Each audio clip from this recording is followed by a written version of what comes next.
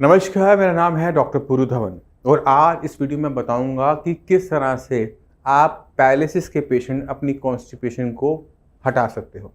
Constipation हर इंसान को ज़िंदगी में एक दो बार ज़रूर फेस करने को मिलती है। कुछ लोगों को ये डेली बेसिस पर होती है, मगर ये कॉन्स्टिपेशन एक पैरालिसिस पेशेंट के लिए बहुत दिक्कत क्रिएट करती है। पेशेंट को बहुत ज़्यादा डिस्कम्फर्ट बना रहता है और पेशेंट जो एक्सरसाइज करना चाहता था नहीं कर पाता, क्योंकि उसे कहीं ना कहीं गैस बन रही होती है, पेट में दर्द हो रहा होता है, एसिडिटी बन रही होती है, तो बहुत सारा डिस्कम्फर्ट बना होता है। तो ये जो छोटी छोटी ब्रेकर आते हैं पैरालिसिस की रिकवरी के अंदर, इसको हमें हटाना होता है। अब हम बात करते हैं सबसे कॉमन दिक्कत जो हमें अक्सर देखने को मिलती है पैरालिसिस के अंदर, और वो है कॉन्स्टिपेशन। अब कॉन्स्टिपेशन का पैरालिसिस से कोई लेना देना नहीं होता। कॉन्स्टिपेशन जो हो रही है वो आपकी इंटेस्टाइन्स में हाइपर एक्टिविटी की वजह से या फिर लो एक्टिविटी की वजह से हमें देखने को मिलती है। तो हम कॉन्स्टिपेशन को थोड़ा सा गहराई से समझने की कोशिश करते हैं और डिफरेंट टाइप की जो कॉन्स्टिपेशन होती है उन्हें डिफाइन करते चलेंगे और उनका ट्रीटमेंट को समझते हुए चलेंगे। तो अगर आपको कॉन्स्टिपेशन हो रही है तो सबसे पहला काम आपने क्या करना है, आपने ध्यान देना है कि आप पूरे दिन में खाना कितना खाते हो और उस खाने के अंदर कितना फाइबर है। अब इमेजिन करो कि एक इंसान जो पूरे दिन के अंदर 2 रोटी खाता है। अब 2 रोटी बनाने के लिए हम कितना आटा इस्तेमाल करते हैं? इतना सा। अभी इतना सा आटा पेट में जाकर इतना सा हो जाता है। अब पेशेंट ये सोचे कि मैंने 2 रोटी खाई थी और वो 2 रोटी बाहर रहेगी, कभी नहीं होगा। अगर हमारा स्टूल यानी हमारा मल पूरा मात्रा में, सही मात्रा में नहीं बना तो हमारी बॉडी उसको पास नहीं कर पाती और वो हमारे इंटेस्टाइन्स में पड़े पड़े सूखना शुरू कर देता है, क्योंकि अब बॉडी को उसी 2 रोटी में से सारी ताकत खींचनी है, उसमें से पानी पूरा खींचना है, क्योंकि बॉडी को तो चाहिए और जो उसके पास है उसको उसी में काम चलाना पड़ेगा। तो स्टूल क्या हो जाता है? हार्ड हो जाता है। ऐसे पेशेंट के अंदर स्टूल पास हार्ड होता है और 2 या 3 दिन बाद होता है।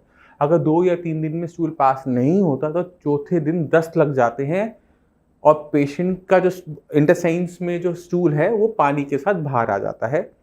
तो हमें ये सारी चीज़ें नहीं चाहिए। तो ऐसे पेशेंट जिनको स्टूल 2 या 3 दिन बाद आता है, हार्ड आता है, उनको चाहिए सबसे पहले कि अपनी डाइट को सुधार करें, अपनी डाइट के अंदर फाइबर को ऐड करें, रोटी के साथ थोड़ी सी सैलेड का यूज़ करना स्टार्ट करें। और जो सैलेड नहीं ले पा रहे वो क्या कर सकते हैं, वो सूजी जैसी जो मोटे अन्न होते हैं उसका यूज़ कर सकते हैं। रात को सोने से पहले 1 चम्मच जो इसबगोल होता है उसको लेके सो सकते हैं, क्योंकि इसबगोल पेट में जाएगा, पानी साथ मिलेगा और वो फूल जाएगा और वो स्टूल को क्रिएट कर देगा। तो आपका पेट डेली बेसिस पे साफ हो जाएगा, स्टूल हार्ड आना बंद हो जाएगा।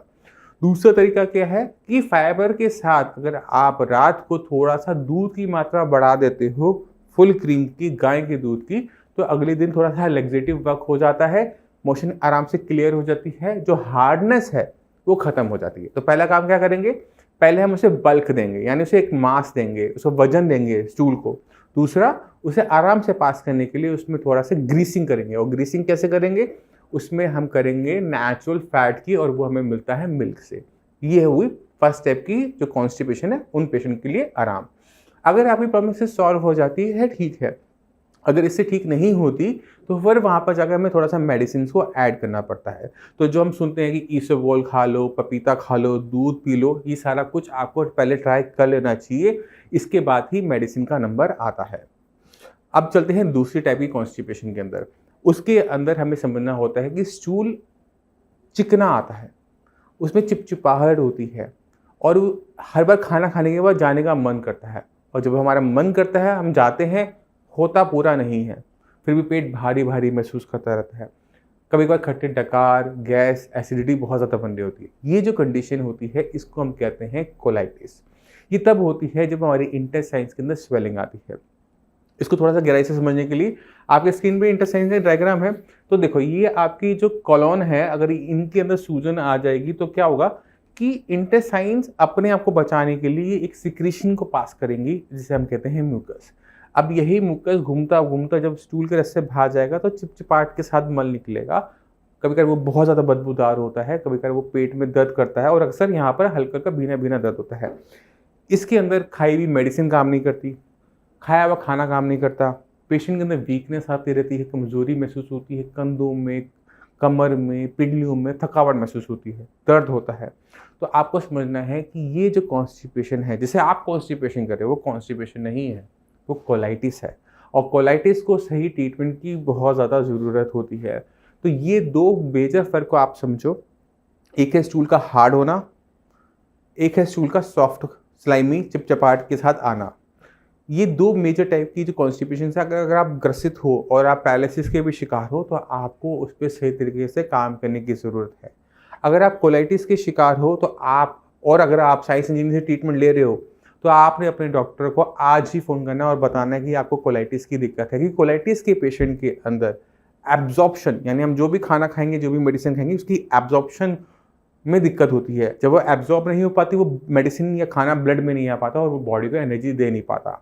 तो हमें क्या करना होता है, इस कोलाइटिस को बहुत तेज़ी से ख़त्म करना होता है। और गर्मी के मौसम में कोलाइटिस ज़्यादा देखने को मिलता है और इस टाइम गर्मी का मौसम ही चल रहा है। तो अगर आप कोलाइटिस के पेशेंट हो, तो आपने आज ही की डेट में अपने डॉक्टर को, जो हम डॉक्टर अलॉट करके देते हैं, जो डॉक्टर आपको हर हफ्ते कॉल करते हैं, उनको बताना है कि मुझे कोलाइटिस हो रहा है, मुझे ये दिक्कत हो रही है, जिससे वो तेज़ी पे काम कर सकें और आपकी कोलाइटिस को दिक्कत को हटाते हुए पैरालिसिस की जो आपकी इम्प्रूवमेंट है उसको तेज़ी से आगे को बढ़ा सके। तो मैं उम्मीद करता हूँ इस वीडियो से आप कॉन्स्टिपेशन के बारे में गहराई से समझ गए होंगे कि हमने किस टाइप की कॉन्स्टिपेशन में हमने क्या करना है।